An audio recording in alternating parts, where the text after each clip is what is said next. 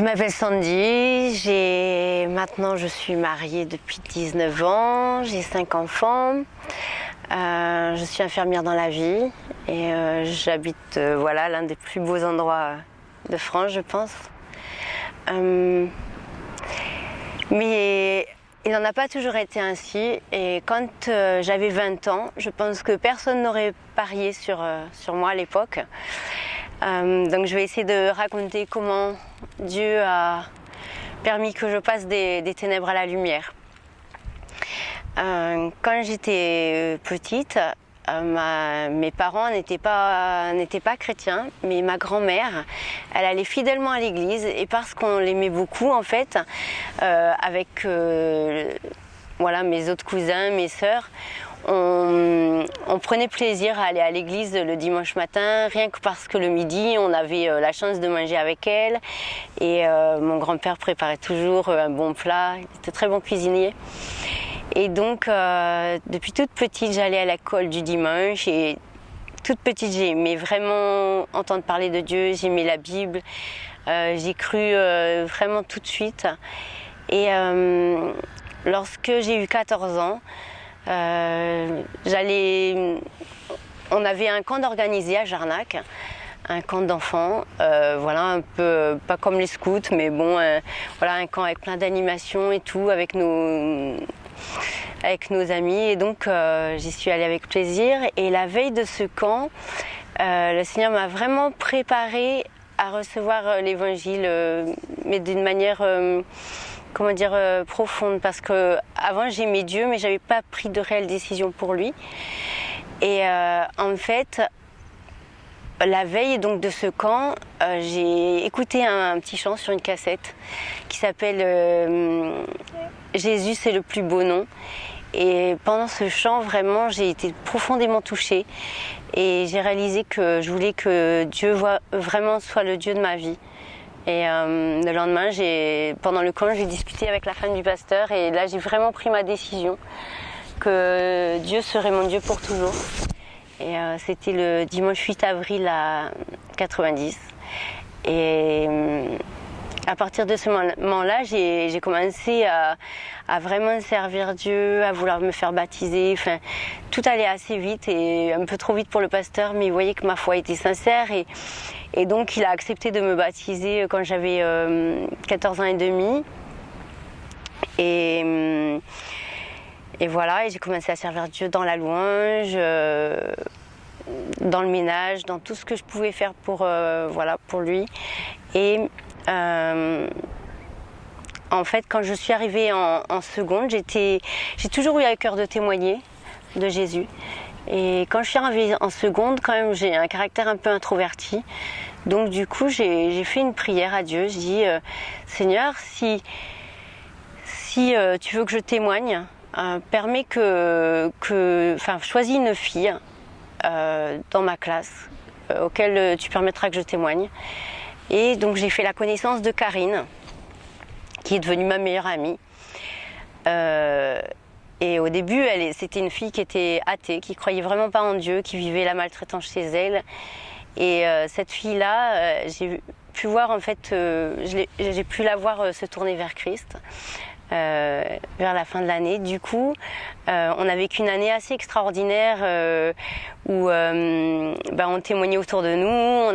On avait moins peur parce qu'on était deux. Et puis, on a vécu des choses vraiment super avec Dieu. On priait ensemble, on allait à l'église, on chantait. Et puis, ça faisait un peu boule de neige avec toute ma famille, tous mes cousins, mes cousines et tout. On chantait ensemble dans ma chambre avec un petit piano. Et parce que tout le monde habitait, toute ma famille habitait un peu au même endroit, sur le même hameau. Et donc ce fut vraiment une superbe année. Mais à la fin de l'année, ça a commencé à être vraiment le début d'une détresse pour moi parce que tous les cousins, y compris moi et mes sœurs, on vivait la maltraitance à la maison. Et du coup, en fait, à la fin de l'année, j'ai redoublé mon année alors que c'était vraiment la seule chose, l'école c'était vraiment la seule chose où j'étais douée. Et de l'autre côté, la famille de ma meilleure amie a absolument tenu à ce qu'elle aille vivre en Allemagne comme fille au père.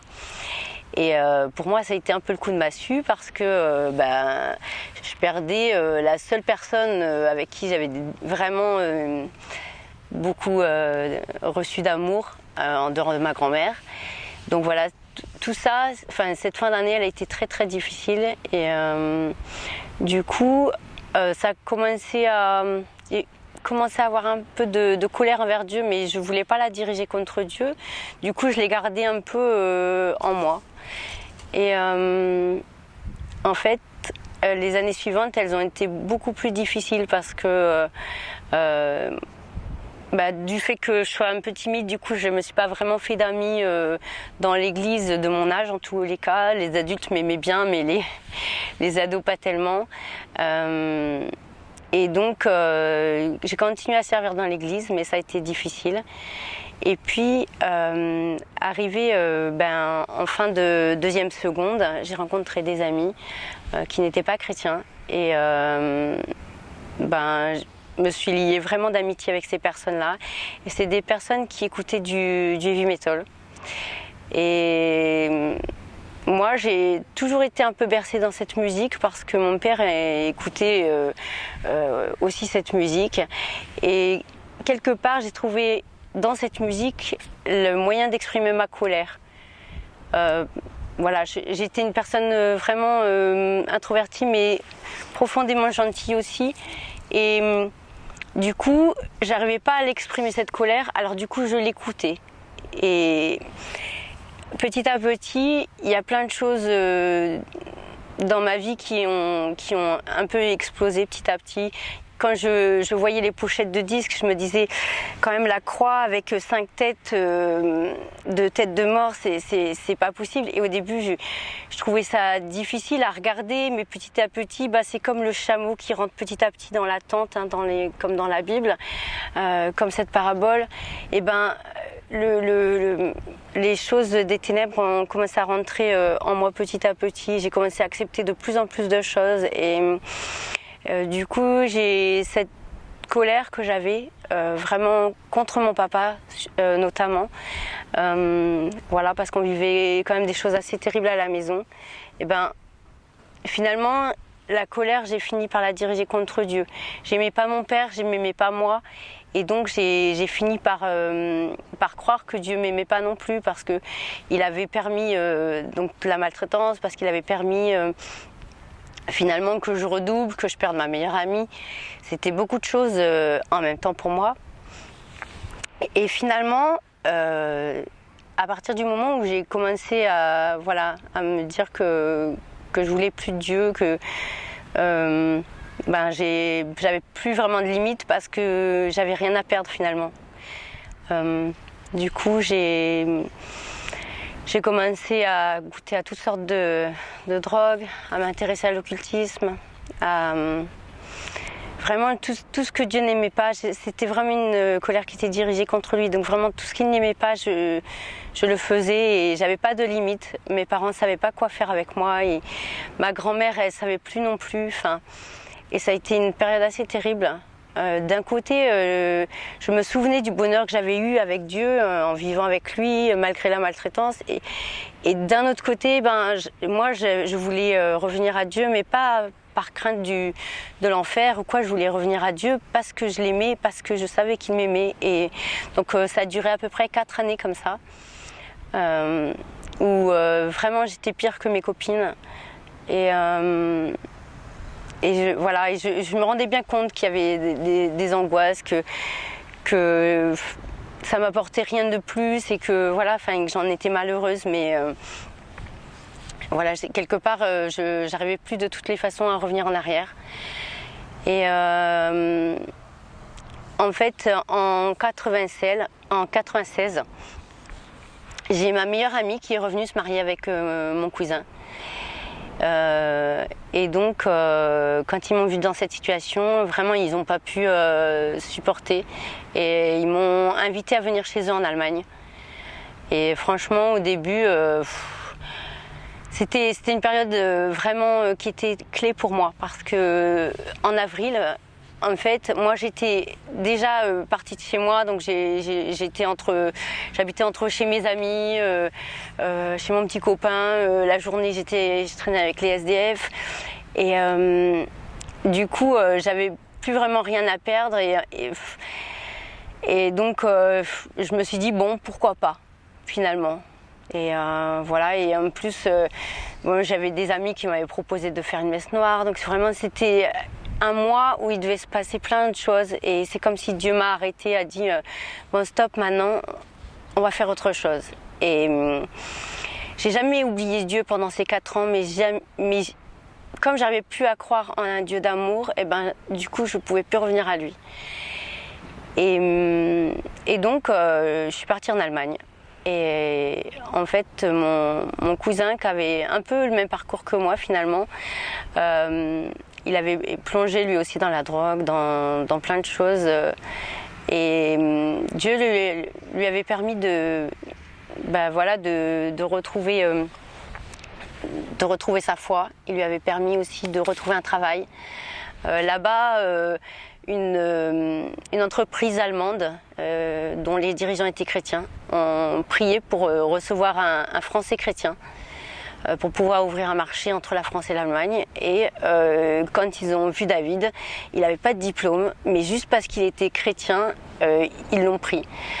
Et donc j'ai vu vraiment une transformation chez David.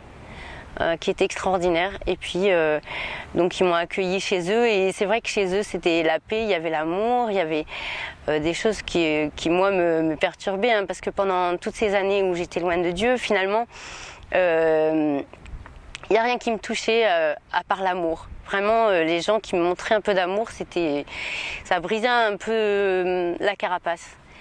Et en fait, pour m'aider au mieux, comme ils travaillaient tous les deux, Karine et David, ils m'ont fait rencontrer une autre famille chrétienne de l'église qui a accepté de me prendre là la journée. Et, Karine et David me récupéraient le soir. C'était aussi pour m'éviter de côtoyer des personnes qui pourraient m'apporter de la drogue ou quoi. Et donc du coup, j'ai rencontré la famille Keman qui avait aussi 5 enfants et qui étaient vraiment c'était des gens extraordinaires. Vraiment, les deux, le père et la mère, c'était des personnes qui étaient chrétiennes depuis leurs 4-5 ans et qui ont toujours été fidèles à Dieu. Et vraiment, leur façon de fonctionner me frappait beaucoup. Ils avaient une grande capacité d'amour et surtout, ils lisaient la Bible à tous les repas. Et du coup, même si je voulais pas forcément écouter, la foi, elle a recommencé à vivre en moi. C'est-à-dire que je sentais comme un feu qui bouillonnait en moi, qui me disait mais tu vois, vraiment tu te souviens, c'est ce que tu as vécu avec Dieu, tu as vécu plein de choses. Et tu vois ce qu'ils vivent eux, et tu pourrais le retrouver. Et vraiment, ça a été un grand combat à l'intérieur de moi. Et Heiner et Regina, au bout d'un moment, ils m'ont dit écoute, Sandy, si tu veux t'en sortir, on peut vraiment te prendre pendant une année comme fille au père. Et au départ, vraiment, moi, je me suis dit mais je suis pas dans le même délire. C'est vrai que je ris beaucoup avec eux, c'est vrai qu'il y a beaucoup d'amour, mais je suis pas dans le même délire. Voilà, ils comprennent rien à ce que je vis et donc j'ai vraiment beaucoup réfléchi et je me suis dit bon, de toutes les façons j'ai rien à perdre, je suis à la rue, j'ai pas de travail, j'ai arrêté mon bac 2 mois avant de le passer, donc j'ai plus rien à perdre finalement, donc ok, j'accepte votre proposition. Et puis du coup j'ai passé quelques mois chez eux et puis quand même je continuais à écouter la musique, je continuais à j'arrivais vraiment pas à prendre ma décision fixe pour Dieu parce que j'avais vraiment besoin de vivre un truc fort avec Dieu pour vraiment revenir à Dieu. Et du coup, Et ben, Rainer et Regina, au bout de quelques mois, ils m'ont dit, écoute, ils m'ont pris entre quatre yeux, quoi. Et puis ils m'ont dit, écoute, Sandy, c'était pas ça le deal. Tu devais vraiment avoir envie de t'en sortir. Tu devais pas seulement écouter ta musique et faire le ménage ici. C'était pas ça le but. Du coup, ce jour-là, j'ai vraiment réalisé que je devais faire un choix, mais que j'étais pas prête à le faire. Et du coup, sans rien leur dire, en fait, j'ai préparé mes bagages et j'ai préparé un petit sac et voilà, et j'avais un paquet de céréales, un couteau, enfin 2-3 babioles où je me suis dit bon, ça me servira sur la route. Et sans rien leur dire, je me suis dit bon ben maintenant je vais à Amsterdam et on va voir, voilà. Et sur la route, je suis tombée, en fait il y avait 7 km, on était en pleine campagne, il y a 7 km jusqu'à la gare. Et donc sur la route, je me suis abritée auprès d'une église. Et là, j'ai prié, j'ai dit Seigneur, si tu m'aimes, vraiment arrête-moi sur cette route. Moi maintenant, je prends ma décision, c'est fini, j'ai plus de limites. Si tu m'aimes, tu m'arrêtes. Et en fait, sur ce chemin, j'ai rencontré un gars, en fait. Je parlais pas l'allemand, mais on parlait anglais. Et il me dit mais t'es complètement folle, mais pourquoi tu pars toute seule, mais t'es bourrée ou quoi? Je lui dis mais non, tu comprends pas, j'ai rien à perdre, qu'est-ce que tu veux, je pars à Amsterdam et voilà, et vraiment je me suis dit bah tant pis jusqu'à ce que mort se fasse, enfin. Et là, dans le train, quand voilà, je voyageais dans les toilettes parce que j'avais pas de billet et je réfléchissais à ce gars et tout, et je dis, ben Seigneur, tu voulais m'arrêter avec ce gars? Ok, ça me fait réfléchir, mais bon, c'est pas, ça m'arrête pas, quoi. Et arrivé à la gare, quand même, j'ai eu le souci de au moins rassurer Rainer et Regina, de dire, écoutez, je suis à Cologne. Je sais pas, peut-être je reviendrai demain, on va voir, j'ai besoin de réfléchir. Et puis quand je sors de la gare, je rencontre un gars, plutôt beau garçon, les cheveux longs, qui écoute du hard rock, enfin, vraiment tout à fait le type de gars que j'ai l'habitude de côtoyer. Et donc ce gars s'appelle Stéphane. Et ce gars-là m'invite du coup à venir chez lui. Et je me dis bon, ok, c'est un hôtel, il vit dans un hôtel, bon ça va aller et tout. Puis lui il tournait à l'héroïne, je me suis dit bon, allez, une expérience de plus, ça peut être bien. Et ce gars-là, du coup, je le voyais tellement malheureux. Il venait de sortir d'un centre de désintoxication. Et il me disait, tu te rends compte, et là, je suis sortie hier, et voilà, je suis en train de nouveau de me droguer. Et je le voyais vraiment malheureux. Et je sais pas, en fait, j'ai eu une vision un peu d'une personne qui était à la fois désespérée. Et quand il préparait vraiment sa came, je me suis dit mais il fume sa cigarette, il est en train de s'endormir sur lui, il va se cramer si j'étais pas là pour lui retirer sa cigarette et tout, il mourrait cramé. Enfin, je me suis dit mais c'est une vision horrible quoi. Et à l'intérieur de mon cœur, Dieu me parlait, il me disait tu t'arrêtes pas, tu veux absolument aller à fond dans tout ce que tu fais, dans toutes tes bêtises. Est-ce que c'est vraiment ça que tu veux devenir? Et j'avais la vision de ce gars et je disais mais non Seigneur, c'est pas ça que je veux devenir.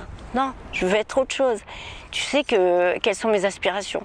Mais j'ai pas d'autre chose à quoi me raccrocher.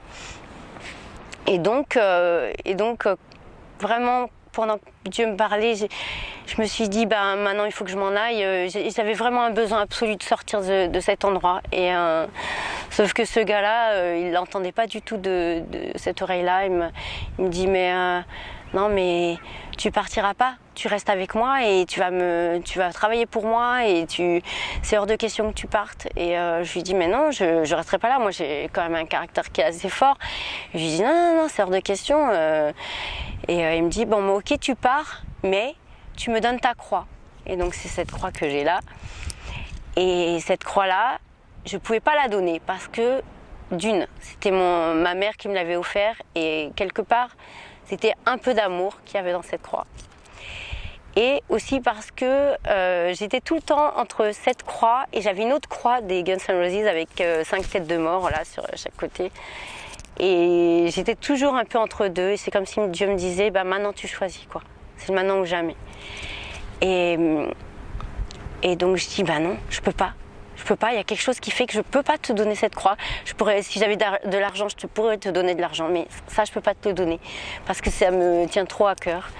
Et j'ai vu qu'on était au 2e étage et que je pourrais pas sauter par le balcon et j'ai vu que c'était une porte en fer, donc je pouvais pas sortir facilement. Enfin, ça, je sais pas, la clé, je l'ouvrais pas, je sais pas ce qui s'est passé. Bref, je pouvais pas ouvrir la porte non plus, donc je pouvais pas ouvrir pour m'enfuir. Enfin, vraiment à un moment donné, je me suis dit, ben j'ai pas d'autre choix que de me mettre à genoux et vraiment j'ai senti la puissance de Dieu en fait et je me suis mise à genoux. Ce gars il était complètement désabusé et je sais pas pendant 10 minutes ou je sais pas le temps que j'ai prié il m'a laissé tranquille et vraiment j'ai prié, j'ai dit Seigneur tu vois ce gars là il me veut du mal mais Seigneur si tu me permets de sortir de la vivante je te servirai toute ma vie et en fait ce gars là mais vraiment il m'a en fait, j'ai dit pardon Seigneur pour tous mes péchés, pardon de mon éloignement, pardon de tout ce que j'ai fait vraiment. Et ce gars-là, il y a quelque chose là qu'il a vraiment pas supporté quoi. Et il m'a prise quoi, mais il m'a jeté contre le mur, il a commencé à vouloir m'étrangler et tout. Et vraiment, j'ai cru que c'était vraiment le dernier moment de ma vie. Mais en fait, comme j'avais fait la paix avec Dieu, du coup, j'avais plus peur de ce gars-là. Et d'un coup, c'était complètement le renversement de situation. J'ai commencé à lui dire, mais tu sais Stéphane, de la situation que tu vis, tu sais quoi, Jésus il peut t'aider, il peut te délivrer de la drogue, il peut faire plein de choses pour toi et tu sais, il t'aime et tout. Enfin, et vraiment, c'était complètement le renversement de situation. Et Stéphane, du coup, il me dit, mais qu'est-ce que tu dis là mais ce gars-là, du coup, d'un coup, il s'est apaisé. Il me dit, bon, écoute, je sais pas ce que tu dis, mais écoute, moi, je vais aller dormir, mais toi, si tu t'enfuis, je te tue. Et du coup, ce gars s'est endormi. Et là, je me suis dit, bon, qu'est-ce que je fais? La porte, elle s'ouvre pas, je peux pas sauter par la fenêtre, qu'est-ce que je fais? Et je fais, bah, Seigneur, c'est à toi d'ouvrir la porte, quoi. Et donc j'y suis allée de nouveau et j'ai pu ouvrir la porte, j'ai pu m'enfuir tranquillement. J'ai repris le train en sens inverse. Et quand j'ai revu Rainer et Regina, vraiment, ils avaient toutes les raisons de me dire, écoute, Sandy, tu pars et on veut plus de toi, tu fais quoi dans notre famille, tu mets le bazar. Mais finalement, Rainer et Regina s'étaient mis en prière la veille.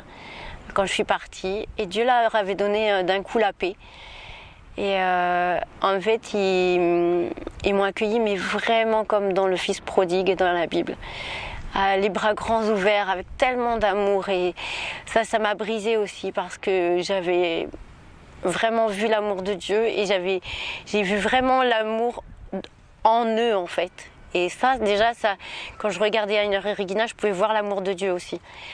Et je dis à Regina, écoute, il faut que je dorme parce que j'ai fait nuit blanche, mais j'ai plein de choses à faire d'abord. Donne-moi un sac poubelle. Et là, j'ai commencé à jeter tous mes bouquins occultes, tous les CD vraiment de métal. Et enfin voilà, tout ce qui me relie à ma vie passée, pour ne garder que cette croix finalement. Et j'ai appelé ma grand-mère aussi pour lui dire écoute mamie je suis revenue à Dieu et tout. Elle me dit écoute il s'est passé quoi hier à 2h du matin parce que le Seigneur m'a réveillée et puis il m'a dit prie pour Sandy. Et quand je lui ai raconté elle m'a dit mais ah ouais. Et donc à partir de là vraiment j'ai commencé à de nouveau vraiment m'investir dans la foi. J'avais eu le signe dont j'avais besoin et ça a été un long chemin ensuite pour que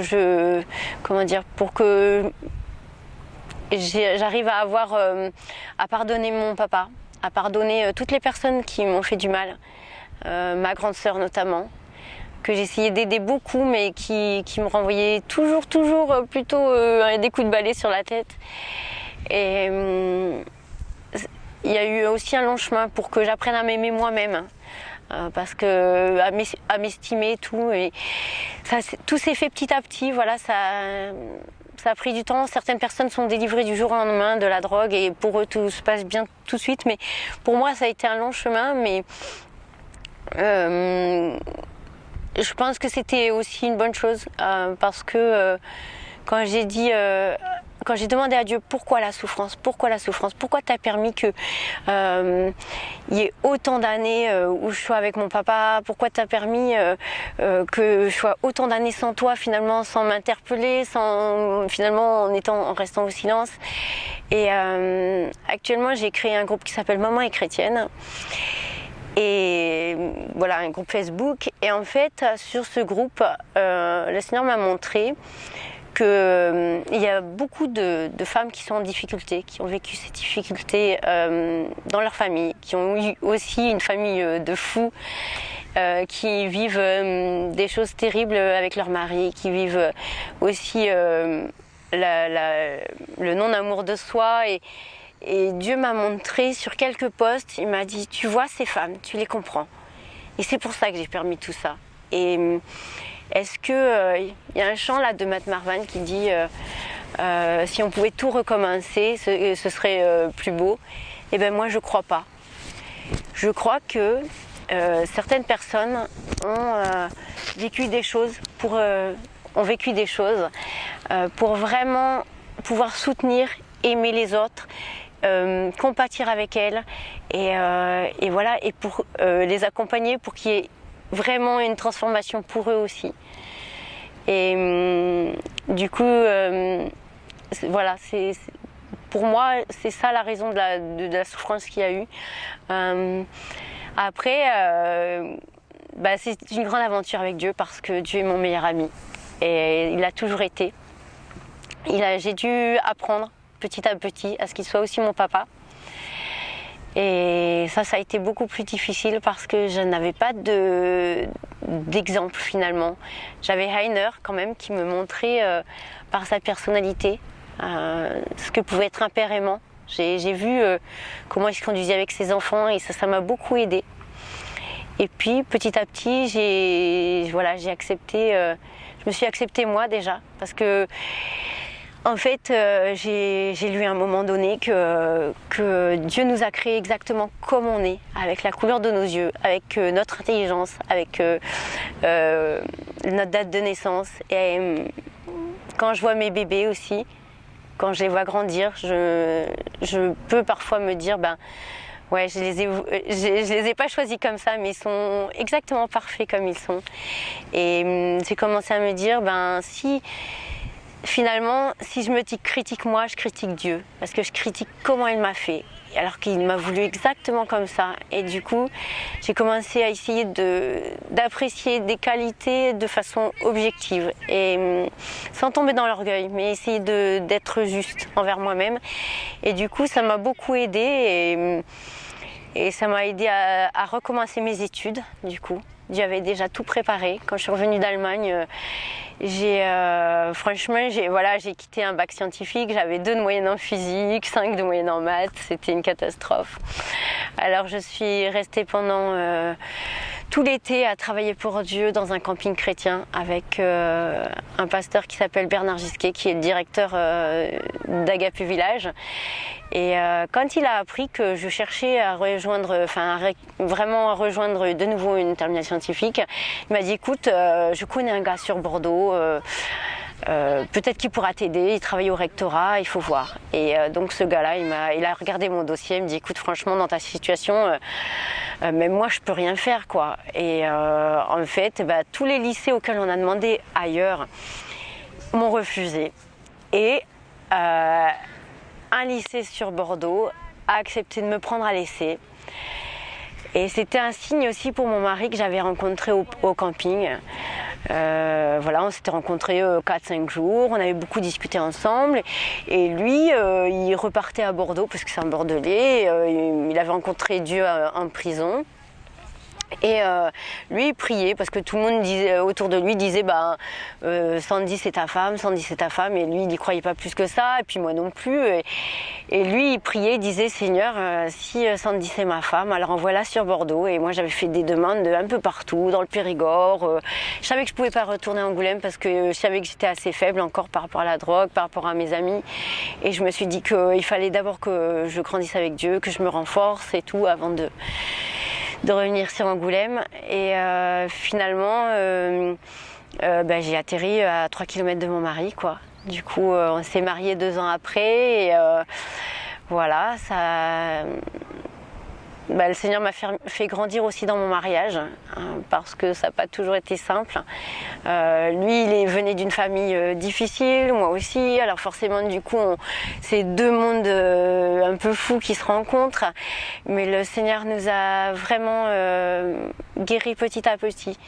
Et en fait, à un moment donné de notre vie, on a eu besoin vraiment de se former pour Dieu, pour le servir. Et parce qu'on a toujours eu ça à cœur finalement. Tous les deux, dès notre première rencontre, dans le cœur, on avait envie de monter un centre de réinsertion pour des femmes, pour des ados, pour des personnes adultes. On ne savait pas exactement quel était le plan à l'époque, mais on savait qu'on voulait faire ça. Et du coup, Dieu nous a conduits à l'école biblique, et là encore, on a vécu plein de belles choses. Dieu a tout préparé en fait. En fait, quand il a fait sa première année, lui, à l'école biblique de Nogent-sur-Marne, et moi, j'ai travaillé, à l'époque, j'étais auxiliaire de puériculture, donc, et j'ai travaillé dans une maternité. Et la 2e année, je suis tombée enceinte, donc je priais vraiment, Seigneur, je voudrais étudier la Bible, moi aussi. Mais il y avait plein de choses qui étaient compliquées, les finances, il n'y avait pas de crèche, plein de choses qui étaient compliquées. Et quand même, je me suis inscrite par la foi.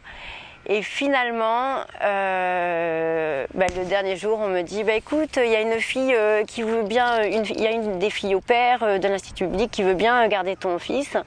Donc du coup, j'ai pu étudier la Bible et tout, et puis Dieu me bénissait beaucoup. Et quand j'ai dû reprendre de mon congé maternité, la clinique me dit écoutez, on voudrait vous offrir un CDI. Je dis d'accord, mais moi j'étudie la Bible. Alors comme j'étudie la Bible le lundi, le mardi, le jeudi, le vendredi, ce que je vous propose, c'est que vous me faites un CDI, mais moi je travaille que le mardi soir, le vendredi soir et le samedi soir. Ah non, c'est trop compliqué ce que vous demandez là, madame. Bon, d'accord. Alors j'ai continué à travailler en tant que vacataire là-bas, et donc dans les jours où je pouvais travailler, et j'étudiais comme ça. Et au bout de 2-3 mois, la clinique me dit écoutez, bon d'accord, de toutes les façons, on vous fait travailler à temps plein. Donc on va vous faire un CDI avec les jours que vous avez demandé. Et des miracles comme ça avec Dieu, j'en ai vécu plein. Et quand j'avais pas le temps d'étudier, parce que je travaillais, donc j'étudiais 4 jours par semaine, je travaillais 3 nuits par semaine de 12 heures, et parfois j'avais pas le temps d'étudier à fond mes interros, mais en fait Dieu bénissait parce que il me faisait réviser exactement ce qui allait tomber le lendemain. C'est comme si j'avais une révélation. Et pour le bac, c'était vraiment la même chose, c'est-à-dire que je partais tellement loin. Et là, à chaque fois, mes copines me demandaient « Alors, tu veux quoi en mathématiques ?» Je veux tel sujet, et je veux pas ça. Et Dieu m'a servi le baccalauréat sur un plateau, et j'ai eu mon bac S sans problème. Et et j'ai validé 2 années à l'école biblique aussi, avec vraiment de très bonnes notes. Des meilleures notes que j'ai jamais eues d'ailleurs. Et ensuite, j'ai vraiment... quand je suis sortie de l'école biblique, après, la directrice d'études m'a dit écoute, franchement, on aimerait bien que tu continues, vraiment, on te voit bien enseignante dans la théologie, tout ça, mais par contre, ce que j'aimerais bien, c'est que tu finisses l'école d'infirmière, parce que je veux que tu te confrontes à tes échecs et à ta difficulté à croire en toi et tout. Et donc, du coup, J'ai redoublé ma 3e année dans des conditions assez extraordinaires parce que normalement au bout de 3 ans on garde toutes nos notes, mais au bout de 4 ans et demi comme c'était le cas là, c'est à l'appréciation de l'école. Et l'école m'a dit ok, ah oui je me souviens de vous, ben revenez à Angoulême, vous allez pouvoir redoubler la 3e année. Donc j'ai redoublé la 3e année, ça a été dur mais j'ai eu mon diplôme d'état d'infirmière sur une urgence vitale. Donc vraiment le Seigneur a tout conduit pour que ce soit pour que je l'ai et voilà c'est un peu tout, enfin ma vie elle est tous les jours comme ça, c'est-à-dire que vraiment sur les difficultés Dieu va renchérir, va faire des belles choses avec. C'est parce que j'ai eu des difficultés d'allaitement avec ma fille qui faisait 2,2 kg que j'ai créé Maman est chrétienne. C'est parce que on a eu une maison insalubre à Canet quand on est arrivé que du coup les HLM nous ont offert une maison. Là c'est pareil, je dis Seigneur écoute vraiment moi je voudrais donner plus d'argent pour ton œuvre. Voilà, j'ai commencé à comprendre qu'il fallait donner la dîme et que du coup je voulais donner 10% pour le Seigneur. Et je dis Seigneur, mais quand même, il faut que tu m'aides parce que moi je voudrais un loyer qui soit qui soit 200 € moins cher. Je voudrais un dressing parce que je voudrais prier, en faire une salle où je peux prier, où je peux poser mes sujets de prière, où je peux me mettre à l'écart de tous mes enfants. Je voudrais rester à Canet parce que j'ai promis à mon fils qu'on ne changerait plus jamais d'endroit parce que lui il a besoin de se stabiliser, d'avoir des copains. Et 2 jours après je reçois une lettre de la mairie alors que je travaille et enfin, j'ai aucune raison d'avoir un HLM et là on me donne un loyer moitié moins cher et la première pièce que je vois quand je rentre dans l'appartement quand je le visite c'est un dressing et voilà, et des choses comme ça je pourrais encore raconter des tonnes. À un moment donné, Dieu me parle beaucoup la nuit parce que je suis une fille très active et probablement Dieu peut pas trop me parler la journée, alors il me parle la nuit et j'ai des songes régulièrement et une nuit je rêve que je suis dans une voiture et que tout est noir, que vraiment je peux plus voir le pare-brise, je peux plus voir les fenêtres. Il y a vraiment juste un petit filet comme ça de lumière où je vois Dieu et je dis mais Seigneur tu vois bien je conduis mais je peux pas avancer, tu vois bien. Et il me dit mais si Sandy tu peux continuer à avancer, vas-y. Et en fait je dis mais non Seigneur tu vois bien que je peux pas avancer. Et le Seigneur me dit mais si tu peux continuer à avancer. Et en fait j'arrive sur un petit chemin rocailleux et tout, j'arrive au pied de la croix et vraiment c'est un moment fort avec Dieu où je dis Seigneur pardon d'avoir douté et ce que j'ai vu dans mon rêve et ben ça aussi ça s'est produit et voilà il y a plein de choses que je pourrais raconter encore mais voilà c'est aussi à vous de commencer cette aventure avec Dieu. Dieu, c'est pas seulement le Dieu de la grande église qu'on enferme dans une boîte ou quoi. C'est vraiment un Dieu avec qui vous pouvez parler, dire vos craintes, dire vos colères, dire aussi vos joies. Tous les jours, quand je vois ce paysage, tous les jours, je remercie le Seigneur. Là, dernièrement, j'ai signé un CDI dans un centre de rééducation au bord de la mer et c'est vraiment tout ce dont j'ai toujours rêvé. Et là encore, ça s'est fait avec la grâce de Dieu. C'est un endroit où normalement ils embauchent que des personnes du coin. Et là vraiment, le Seigneur a permis que je sois repérée et qu'il m'offre ce poste. Voilà, donc j'attends les prochaines aventures. En attendant... si j'ai quelque chose, vraiment un message à faire passer, c'est que on peut avoir été blessé dans la vie, on peut être au fond du trou, on peut vraiment avoir vécu toutes sortes de choses. Enfin, je peux pas tout raconter parce que la vie parce que ça serait long. J'ai vécu la dépression, j'ai vécu plein de choses, mais le Seigneur m'a fait sortir de là et je peux dire vraiment sincèrement à 42 ans que je suis heureuse, que je suis allée au bout de mes rêves et que Dieu a accompagné ces rêves et que vraiment je parle avec Dieu tous les jours et si vous voulez essayer de parler avec Dieu, il va se passer des choses, il va forcément se passer des choses. Soyez attentifs à ce qu'il peut proposer. Vous pouvez commencer à lire la Bible. Dieu va pouvoir aussi se révéler finalement dans les circonstances. Il peut se révéler avec des copains, des copines que vous allez croiser. Vraiment, soyez attentifs. Mais priez, parlez à Dieu et il va se passer des choses. Et j'espère qu'il transformera vos vies comme il aurait transformé la mienne. Soyez bénis. Je voulais finir par un chant. Parce que finalement, c'est le cœur de ce témoignage, finalement. C'est vraiment l'amour que Dieu a pour moi. Et c'est aussi cette relation qu'on a tous les deux, qui, à mon sens, est très forte. Je lui parle, il me répond. Je pleure, il me console. Je suis reconnaissante et je reçois beaucoup de joie. Pour moi, quand on me dit que Dieu n'existe pas, c'est tellement un non-sens parce que je le vis tous les jours, Dieu. Et voilà. Et donc, j'espère que ce chant vous touchera autant qu'il me touche à moi. Pardonnez-moi, je suis un peu une guitariste de plage, mais je suis au bon endroit.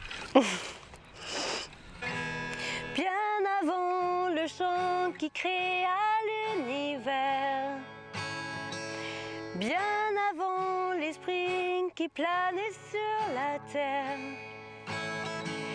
bien avant que tu me formes de la poussière, tu rêvais du jour où tu pourrais m'aimer.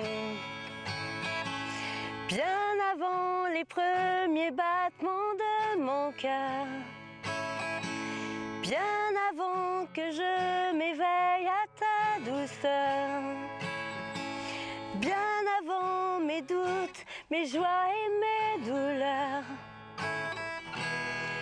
tu rêvais du jour où je pourrais t'aimer. Tu rêvais du jour où je pourrais t'aimer. Abba Père, je suis à toi. Abba Père, je suis à toi. Abba Père, je suis à toi. Abba Père, je suis à toi. Bien avant que Jésus marche sur la terre, bien avant le Fils qui nous montre le Père, bien avant que les cieux sur moi soient ouverts, tu rêvais du jour où tu pourrais m'aimer. Bien avant que mon péché brise ton cœur, bien avant que coule le sang et la sueur, bien avant les clous, le froid et la douleur, tu rêvais du jour où je pourrais t'aimer. Tu rêvais du jour où je pourrais t'aimer. Abba Père, je suis à toi. Abba Père, je suis à toi. Abba Père, je suis à toi. Abba Père, je suis à toi. Abba Père, je suis émerveillée, saisi par l'immensité de ton amour pour moi. Abba Père, si grande est ta tendresse, ton cœur est grand ouvert et je viens plonger dans tes bras. Abba Père, je suis à toi. Abba Père, je suis à toi. Abba